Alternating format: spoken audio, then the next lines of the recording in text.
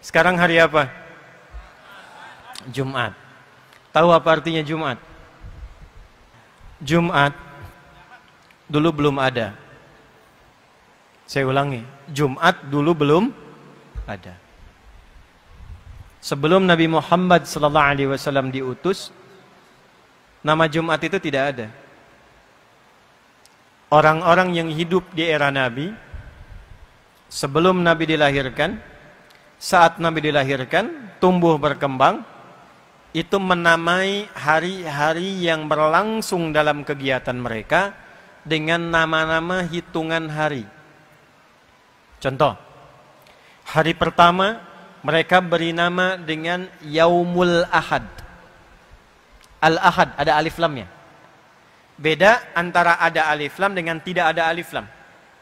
Jadi ada wahid, ada ahad, ada al-ahad, beda. Kalau wahid satu, tapi ada yang kedua. Kalau ingin menjadikan satu saja dengan kata wahid mesti disifati. Misal, Allah misalnya kan, kita ingin sifati dengan sifat yang esa, tapi ingin dilekatkan dengan kata wahid. Wahidnya nggak boleh berdiri sendiri. Mesti diturunkan namanya, lekatkan dengan kata wahid. Maka turun ayat, wa ilahukum ilahu wahid.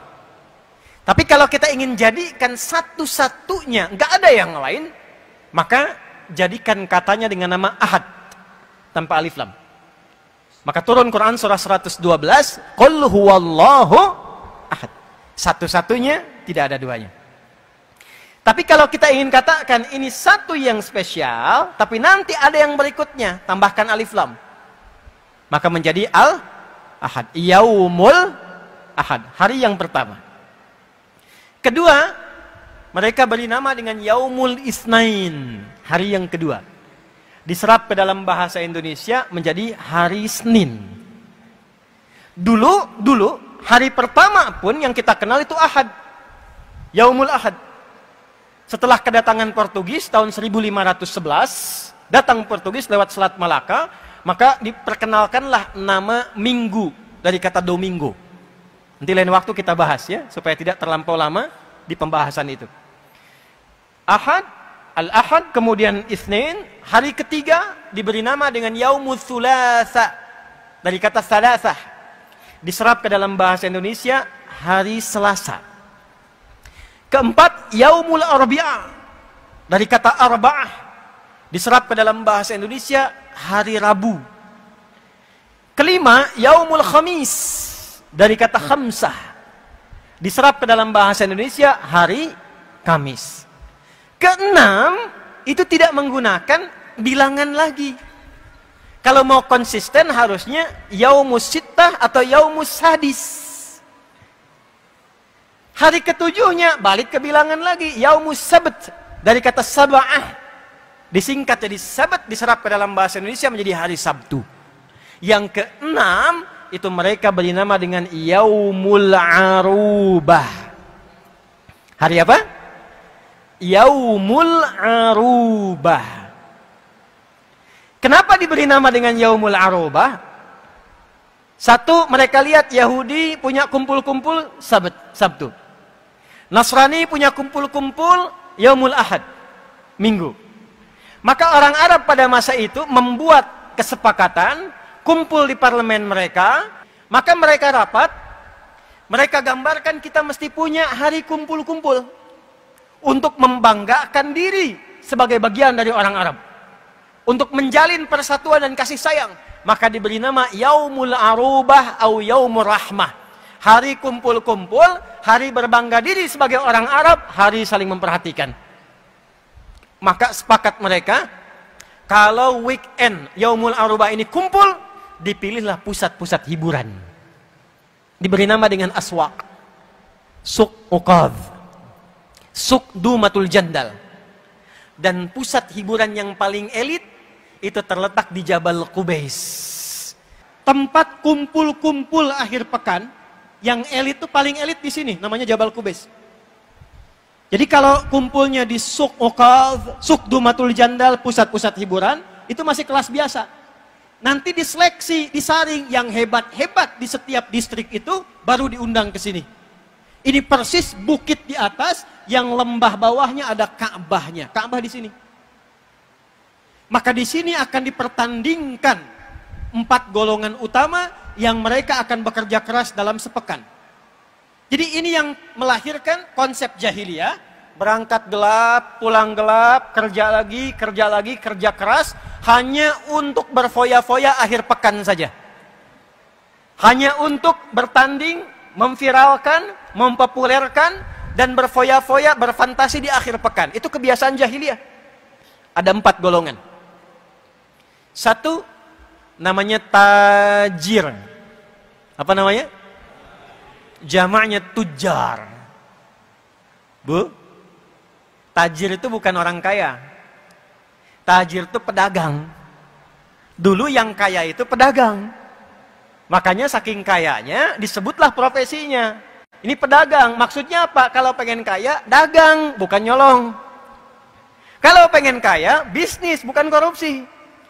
Maka golongan tujar ini, mereka keluar dari Yaumul Ahad sampai Yaumul Khamis, mengumpulkan harta sebanyak-banyaknya untuk dipertandingkan jumlah kekayaannya dalam hari pertemuan Yaumul Arubah di bukit ini. Nanti ada waktu-waktu mereka merantau. Ada ke Syam, sekarang 4 negara. Libanon, Syria, Yordania, dan Palestina. Ada ke Yaman. Diabadikan kegiatan mereka di surat Quraisy. Li'ilafi Quraisy. Ilafihim rihlatash syita'i was. Itu golongan 1. Golongan 2, ada syair. Pujangga. Jamaknya syu'ara. Jadi dari daerah-daerah, distrik-distrik. Ini daerah A, daerah B, kecamatan A, kecamatan B, desa A, desa B. Itu para pujangganya selama 5 hari, mereka berusaha mengumpulkan lirik-lirik untuk diseleksi yang paling hebat, nanti akan dipertandingkan di puncak Jabal Qubais ini. Bikin lirik.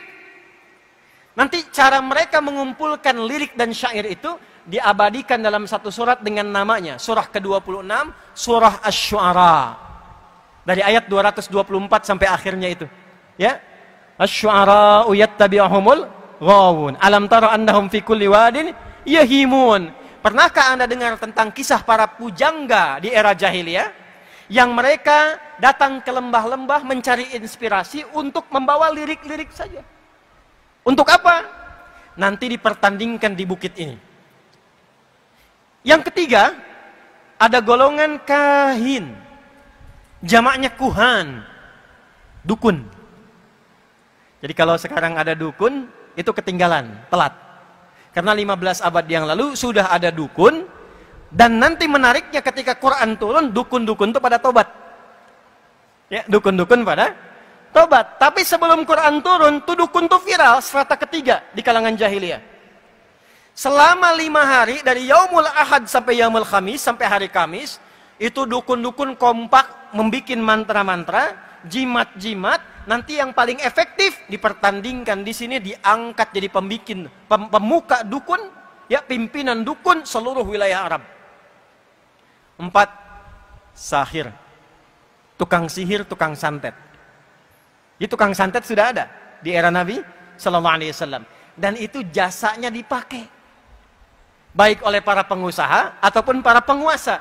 Jadi nanti kalau ada pengusaha ingin mengalahkan lawannya tapi tak bisa secara normal, disewa tukang santet, sahir. Termasuk ketika ingin mengalahkan satu tokoh yang sulit dikalahkan secara normal, disewa tukang sihir.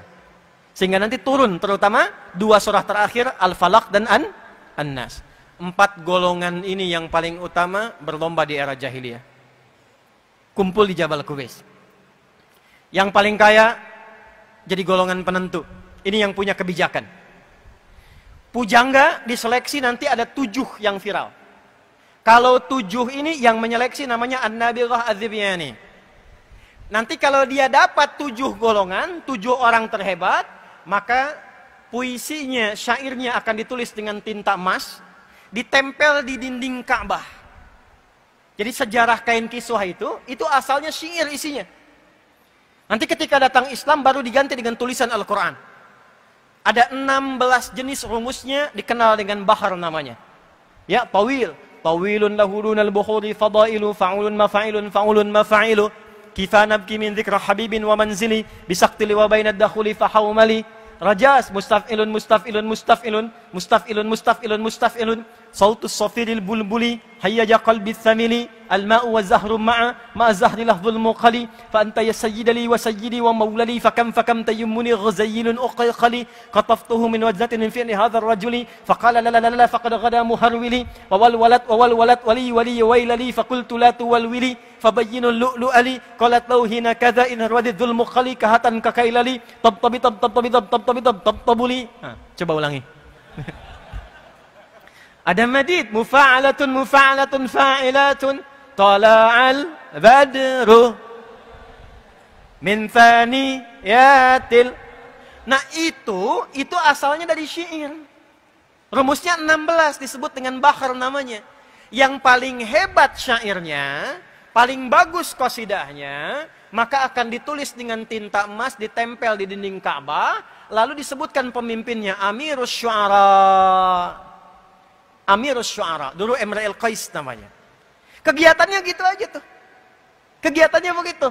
Tiap hari kerja, berangkat gelap, pulang gelap. Weekend, foya-foya. Weekend, libur, cari tempat hiburan. Jadi kalau antum tiap hari kerja, akhir pekan cuman liburan, makan, minum, buang-buang uang, nah itu setengah jahiliyah. Itu setengah jahiliyah. Pamer, kerja, dapat mobil bagus, ya malam-malam cuman buat bisingin orang, panasin balapan sama taksi, bem, dipakai enggak? Nah itu jahiliyah. Itu kegiatan dulu sudah ada. Maka apa yang terjadi? Sesaat sebelum hijrah itu, untuk menunjukkan perbedaan orang beriman dengan orang yang belum beriman, turunlah Quran surah ke-62 ayat 9 itu. Ya ayyuhalladzina amanu idza nudiya lis-salati min yaumil jumu'ah fas'au ila dzikrillah. Perhatikan baik-baik. Dengan turunnya ayat ini yang disapa orang beriman, Allah menginginkan ada perubahan pada diri orang beriman untuk membedakan dengan imannya dengan orang-orang jahiliyah yang belum beriman. Apa bedanya nih? Saya, Anda, kita sudah beriman. Apa bedanya dengan yang belum beriman? Mesti ada perbedaan. Maka Allah firmankan, Ya ayyuhalladzina amanu, hai semua yang telah menyatakan punya iman. Hai semua yang telah beriman. Perhatikan cara menerjemahkannya. Aku tidak peduli apakah imanmu itu dalam keadaan lemah, ataukah imanmu standar, ataukah imanmu kuat. Aku berikan satu amalan yang dengan amalan itu kalau dikerjakan dengan benar, yang lemah menjadi kuat, yang standar semakin menguat, yang kuat semakin dekat dengan Allah Subhanahu wa taala. Sekaligus iman itu akan membuktikan keberadaan dia yang membedakan antara orang beriman dengan orang yang belum beriman. Apa bedanya? Idza nudiya lis-salati min yaumil jumu'ah. Dari sejak itu berubahlah nama Yaumul Arubah menjadi Yaumul Jum'ah. Itu asalnya. Dulu nggak ada, hari Jumat tuh nggak ada. Jumat itu turun namanya sesaat sebelum hijrah. Berubah dari Yaumul Arubah jadi Yaumul Jum'ah. Arubah itu cuman kumpul-kumpul, datang, rame-rame pulang. Yang kaya tetap kaya, yang miskin tetap miskin. Dirubah. Yang beriman tidak begitu. Nggak dilarang kumpul, kalau bisa kumpulnya lebih banyak lagi. Kalau bisa jangan dari satu tempat, banyakin tempat A, tempat B, kumpul. Tempat kumpulnya disebut dengan jami', akarnya sama. Makanya sering ditambahkan masjid jami'. Jami' itu tempat mengumpulkan yang banyak. Yang datang al-mujtama' al-islami, masyarakat Islam yang banyak. Waktu kumpulnya, momentum kumpulnya disebut dengan Jum'ah. Apa itu Jum'ah? Jum'ah itu satu, datang kumpul. Dua, saling mengenali di antara yang kumpul. Ta'aruf. Tiga, saling mengisi di antara yang kumpul. Datang, saling kenal, saling isi. Saling bersinergi. Itulah Jumat. Jadi Jumat itu bukan begini. Datang, dengar khutbah, kadang-kadang ngantuk, ada yang tertidur, ada yang bikin khutbah tambahan, kemudian sholat 2 rakaat dan pulang. Itu bukan Jumat namanya. Itu cuma kumpul-kumpul aja. Jumat itu datang, kenali siapa yang datang, duduk samping kanan Anda siapa, kiri Anda siapa, belakang Anda siapa, depan Anda siapa. Masjidnya sekarang Al-Akbar, Masya Allah, masjidnya besar, ruang utamanya sudah 4.000 orang, bikin database-nya. Dari mana yang datang ini? Kumpulkan database-nya, dipersaudarakan satu dengan yang lainnya. Tidak ada satupun yang datang ke Masjid Nabi di hari Jumat kecuali mengenal di antara mereka siapa yang ada satu dengan yang lainnya. Termasuk yang dari luar kota. Ya. Ada orang dari Gotofan, namanya Sulek. Datang ke Madinah. Begitu masuk langsung duduk. Orang Madinah tahu semua. Kalau masuk ke masjid, pengen i'tikaf walaupun sebentar, sholat dulu 2 rakaat baru duduk. Beliau ini masuk langsung duduk. Nabi sedang khutbah. Maka Nabi dengan indahnya ini adabnya. Tidak menunjuk, hei, sholat dulu, sholat. Tidak. Tapi membuat kalimat yang umum supaya tidak tersinggung orangnya. Maka dibuat kalimat umum, kata Nabi, kama qala Rasulullah sallallahu alaihi wasallam, "Idza dakhala ahadukumul masjida, fala yajlisa hatta yusalli rak'atain." Jika ada seseorang ingin masuk ke dalam masjid, ya, di riwayat lain wa arada an ya'takifa, dan dia berniat untuk duduk walau sejenak, maka jangan langsung duduk kecuali salat dulu 2 rakaat. Maka kelak diviralkanlah salat itu dengan nama salat tahiyatul masjid. Tapi spirit tahiyatul masjid ternyata bukan sekedar salat, tapi Nabi ingin menunjukkan kepada jamaah yang ada, hei sahabat-sahabatku yang dari lingkup lokal di sini, ini ada kawan kita yang baru datang. Dia belum tahu tahiyatul masjid. Coba lihat siapa, kenali dia, bawa hajat apa. Makanya nggak ada yang datang ke masjid Nabi, khususnya hari Jumat, kecuali semua hajatnya selesai. Yang lapar datang, pulang kenyang. Dulu era-era Nabi, awal-awal Jumatan, itu sampai motong kambing. Tanya ke Soleh tuh. Ya, peserta Jumatan pertama 12 orang. Imamnya Mus'ab bin Umar. Di Bani Salim itu 12 orang pesertanya, awal peserta. Yang dipimpin Nabi 40 orang. Itu selesai Jumat, potong kambing dulu.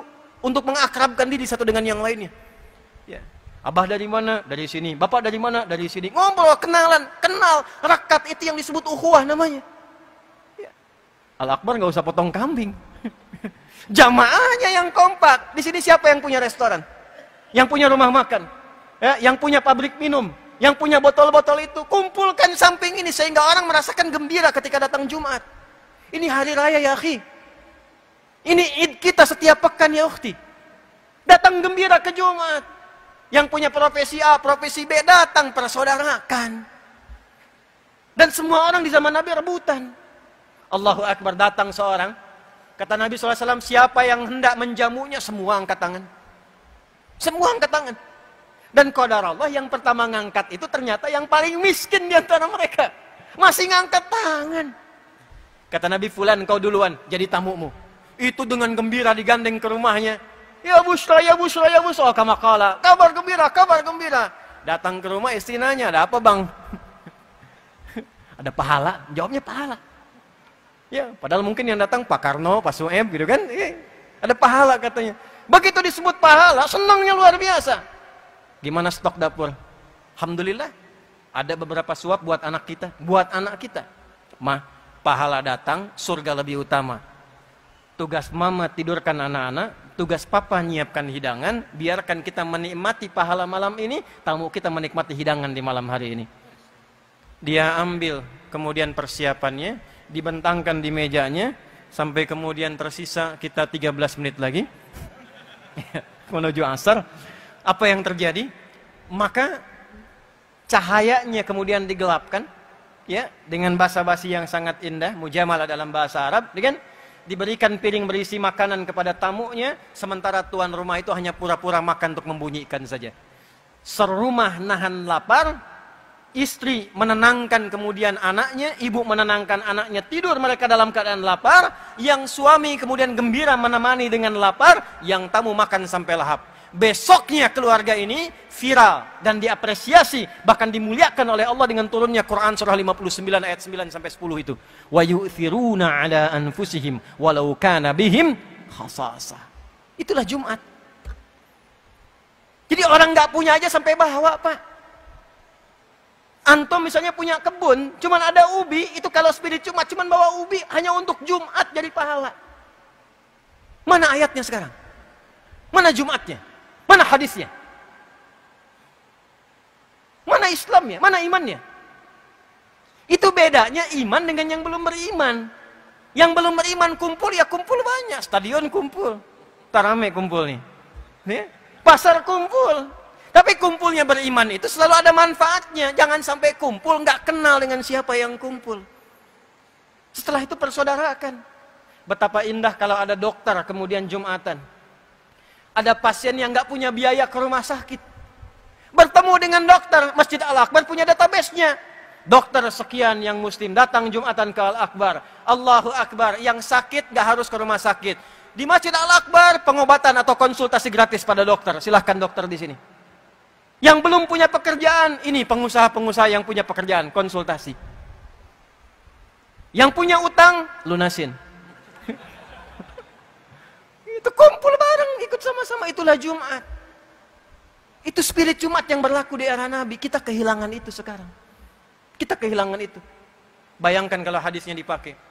Ya, sayati alaikum zamanun kama qala Rasulullah SAW. Akan datang satu masa. Masa ini unik. Ini hadis. Tandanya taqarrubuz zaman. Di masa itu waktu akan cepat sekali berlalu. Setahun kayak sebulan. Sebulan kayak sepekan. Sepekan kayak sehari. Sehari kayak sekilatan. Sudah terasa belum sekarang? Kayaknya baru kemarin saya ke Surabaya ya. Ternyata sudah setahun kan? Terasa sekali. Nah, ada waktunya ketika itu tiba. Terjadilah percepatan digitalisasi. Taqarrubul aswaq. Pasar mudah diakses kata Nabi. Dulu Anda berangkat pakai angkot, pakai ojek, sekarang klik, datang barangnya. Sudah terjadi sekarang? Dan pada masa itu, yantashirul kadzib dan tashirul fitan. Hoaxnya banyak. Hoaxnya banyak, manipulasinya banyak, propagandanya banyak, penipuannya banyak. Dan bahkan karena digitalnya itu berkembang, penipuannya pun online-nya banyak. Judi yang biasa offline, online. Pinjaman yang online, yang offline tadinya jadi online. Disingkat jadi jual. Pinjaman bikin penjual. Nah, ketika terjadi itu, apa solusinya? Ternyata Islam datang bawa solusi. Kenapa nggak dimanfaatkan teknologinya? Bikin aplikasi. Ini kan kita di Surabaya, tapi nggak semua yang ada di sini orang Surabaya semua kan? Ya. Yang dari Perak mana? Tuh. Ada yang dari Madura. Tuh. Sidoarjo. Tuh. Ya, mana lagi? Malang. Masya Allah. Yang paling jauh dari mana? Aceh. Ada yang lebih jauh dari Aceh? Cianjur. Ada lagi? Hah? Flores. Masya Allah. Ya, Manado. Tuh. Kenapa nggak dibuatkan database? Misal sekitaran Surabaya dulu bikinkan. Atau Jawa Timur pada umumnya. Bikin database. Masa dari yang banyak ini nggak ada yang bisa bikin aplikasi? Bikin di situ. Cantumkan di situ daftar kita itu, teman-teman kita. Yang jualan beras, yang jualan baju, yang jualan hasil tani, yang jualan hasil kebun. Bikin aplikasinya. Nanti orang Surabaya yang perlu baju, tinggal klik beli dari situ. Yang perlu hasil padi, hasil kebun, hasil tani, beli dari situ. Klik beli ke situ. Termasuk kemudian infak zakatnya kumpulkan lewat situ aplikasi. Linkkan ke setiap masjidnya. Kalau itu bisa kita bikin, bisa kita buat, dan di Jumat kita ketemu, makmur. Zakatnya mengalir di dalam, ekonomi berputar di dalam. Bikin aplikasi misal ojek soleh tuh, pakai fingerprint di masjid. Setiap tukang ojek kalau pengen ngojek ke masjid, absennya. Subuh fingerprint, yang bukan tukang ojek, pepeo. Silahkan coba lagi. Tukang ojek fix, silahkan masuk. Sebulan DKM menyiapkan sembakonya, jadi dia nggak mikirin sembako. Hasil dia dapatkan dibawa, 30 simpan di masjid, 70 dia bawa. Kalau sukses kembangkan jadi muzaki, kalau nggak sukses subsidi lagi dari yang 30. Dari mana modalnya? Dari zakat infak teman-teman yang masuk ke kotak infak, putar lagi di situ. Kalau perlu wali kota Surabaya bikin putusan, Daripada membiayai yang besar-besar, yang opang-opang ojek panggalan, bikinkan aplikasi lokal, bikin gerakan lokalisasi. ASN wajib naik ojek dari situ, belinya ke situ, yang di dalam dibeli, ekonomi berputar di dalam, zakatnya diputar di dalam, baru kelebihannya setorkan ke pusat. Jadi, itulah Jumat. Mana makna Jumat itu sekarang? Mana? Tapi yang paling menarik, hafal ayatnya, hafal hadisnya.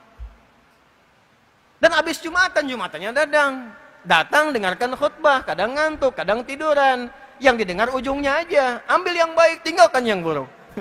Pulang, sendal yang bagus-bagus hilang semua. Setelah itu langsung, aduh lah kita mau weekend, mau liburan sambil Jumatannya nyambi. Padahal Jumatnya harus bahagia, masjid itu membahagiakan, menyenangkan. Di masjid saya tuh kalau Id khususnya, itu anak-anak difasilitasi yang perosotan, yang mainan, yang apa, yang pakai gula, yang manisan. Sampai mereka bertanya lagi, kapan Idul Fitri lagi Ustaz? Gitu, mesti dikenal. Boleh Al Akbar bikin perosotan Pak depan. Mainan taman untuk anak-anak. Sehingga anak-anak itu bertanya, kapan Jumatan lagi?